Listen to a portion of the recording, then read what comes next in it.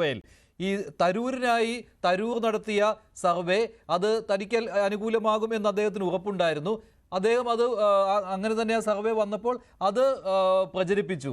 ഞാനാണ് ക്യാപ്റ്റൻ എന്നുള്ള ഒരു പ്രതീതി ഉണ്ടാക്കിയെടുത്തു. അത് കോൺഗ്രസ് നേതൃത്വത്തെ സ്വാഭാവികമായും ചൊടിപ്പിച്ചു.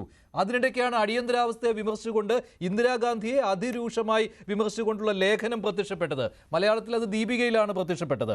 ഇതെല്ലാം തരൂരിൻ്റെ എന്തുദ്ദേശത്തിലുള്ള ശ്രമങ്ങളാണ് നടക്കുന്നത്? താങ്കളുടെ ഒരു വിലയിരുത്തൽ എങ്ങനെയാണ്? തീർച്ചയായിട്ടും ഞാൻ ഷാബു പ്രസാദ് പറഞ്ഞ പല കാര്യങ്ങളോട് യോജിക്കുകയാണ്.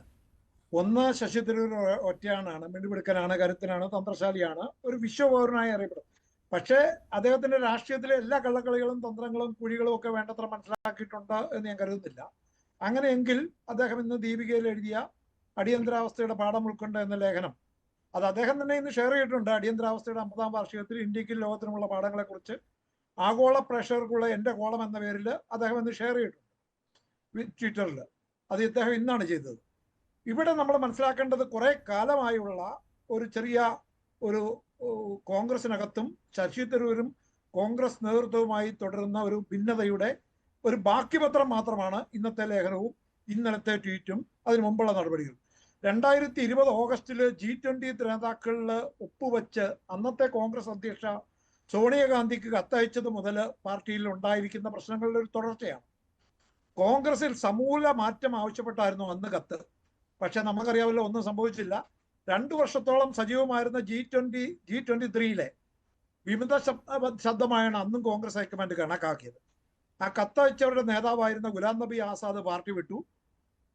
പിന്നീട് നമുക്കറിയാം, അതിനകത്ത് ഏറ്റവും പ്രബലനായിരുന്ന ശ്രീ കപിൽ സിബൽ പാർട്ടി വിട്ടു. അതോടെ ഇതിന്റെ കഴ കഴിഞ്ഞു. വീരപ്പ മൊയ്ലി, ഭൂപീന്ദർ സിംഗ് ഹൂഡ, മുഗൾ വാസനിക്ക്, പൃഥ്വിരാജ് ചൗഹാന് തുടങ്ങിയവരൊക്കെ മുതൽ പി ജെ കുര്യൻ വരെയുള്ളവർ ആ വിമത ലൈൻ ഉപേക്ഷിച്ച് നേതൃത്വവുമായി രമ്യതയെ വന്നു. പക്ഷേ തരൂരും മനീഷ് തിവാരിയും അസംതൃപ്തരായി തുടരുകയായിരുന്നു. ഇവിടെ നമ്മൾ മനസ്സിലാക്കേണ്ടത് ഇതിനുശേഷം ഉണ്ടായിരിക്കുന്ന ഒത്തിരി സംഭവവികാസങ്ങളുണ്ട്. ഗുലാം നബിക്കും കപിൽ സിബലിനും പുറമെ മഹാരാഷ്ട്രയുടെ മുൻ മുഖ്യമന്ത്രി അശോക് ചവാന്, പഞ്ചാബ് മുൻ മുഖ്യമന്ത്രി അമരീന്ദർ സിംഗ്, രാഹുൽ ഗാന്ധിയുടെ ഇഷ്ടക്കാരായിരുന്ന ജ്യോതിരാദിത്യ സിന്ധ്യ, മിലിന്ദ് ദേവ്റ, ജിതിൻ പ്രസാദ, അശ്വനി കുമാർ, RPN സിംഗ്, ബാബാ സിദ്ദിഖി തുടങ്ങിയ ഒത്തിരി പേർ കോൺഗ്രസ് വിട്ടുപോയി. പല കാരണങ്ങളുണ്ടാവും. പക്ഷേ കോൺഗ്രസ്സിൽ നമുക്കറിയാം 2014-ലും 2019-ലും മോഡി അധികാരത്തിൽ വന്നപ്പോൾ ലോക്സഭയിലെ നേതൃസ്ഥാനം നിഷേധിക്കപ്പെട്ട 2 പേരുണ്ട്, മനീഷ് തിവാരിയും തരൂരും.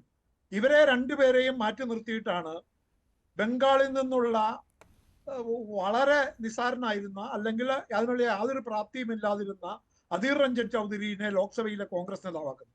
അദ്ദേഹം ഒരു പരാജയമാവുകയും ചെയ്തു, അദ്ദേഹത്തെ ഇവിടുന്ന് മാറ്റുകയും ചെയ്തു.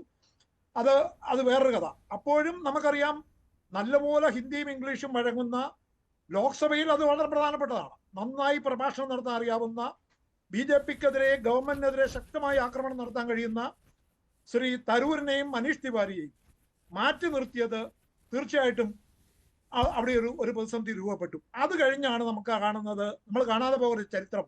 AICC അധ്യക്ഷത പദവിയിലേക്ക് ഹൈക്കമാൻഡ് നോമിനിയായിട്ട് മല്ലികാർജുൻ ഖാർഗെ മത്സരിക്കുന്നു. ഖാർഗെക്കെതിരെ തരൂര് മത്സരരംഗത്ത് ഇറങ്ങാൻ നിർബന്ധിതനായി, അല്ലെങ്കിൽ മത്സരിക്കുന്നു. 2022 ഒക്ടോബർ 17 നടന്ന വോട്ടെടുപ്പിൽ തോക്കും എന്നുള്ള കാര്യം തരൂരിനും അറിയായിരുന്നു. പക്ഷേ 7897 വോട്ടുകൾക്ക് ഖാർഗെ വൻ വിജയം നേടിയപ്പോഴും 1000-ന് മുകളിൽ വോട്ടുകൾ, കൃത്യമായി 1072 AICC പ്രതിനിധികളുടെ വോട്ടുകളാണ് ശ്രീ തരൂര്. അത് കോൺഗ്രസിന്റെ ചരിത്രത്തിൽ അങ്ങനെ ഉണ്ടായിട്ടില്ല. 11.4% വോട്ടാണ് അന്ന് ശ്രീ തരൂര് നേടിയത്. അതോടെ അത് ഗാന്ധി കുടുംബത്തെയും ഹൈക്കമാൻഡിനെയും ഒക്കെ ഞെട്ടിച്ചു. കോൺഗ്രസ് വർക്കിംഗ് കമ്മിറ്റി പിന്നെ തരൂരിനെ ഉൾപ്പെടുത്താൻ കഴിയാത്ത ദേശീയ മാധ്യമങ്ങളെല്ലാം കൂടെ അങ്ങനെ ഒരു സ്ഥിതിവിശേഷം വന്നു. അതിനിടയ്ക്കാണ് നമുക്കറിയാമല്ലോ, കോൺഗ്രസ് തളരുന്നു, കേരളത്തിൽ പോലും തുടർ ഭരണം നഷ്ടമാകുന്നു, തുടർച്ചയായിട്ട് 3ാം തവണയും രാഹുൽ ഗാന്ധിയുടെ നേതൃത്വത്തിൽ കോൺഗ്രസ് പരാജയപ്പെടുന്നു.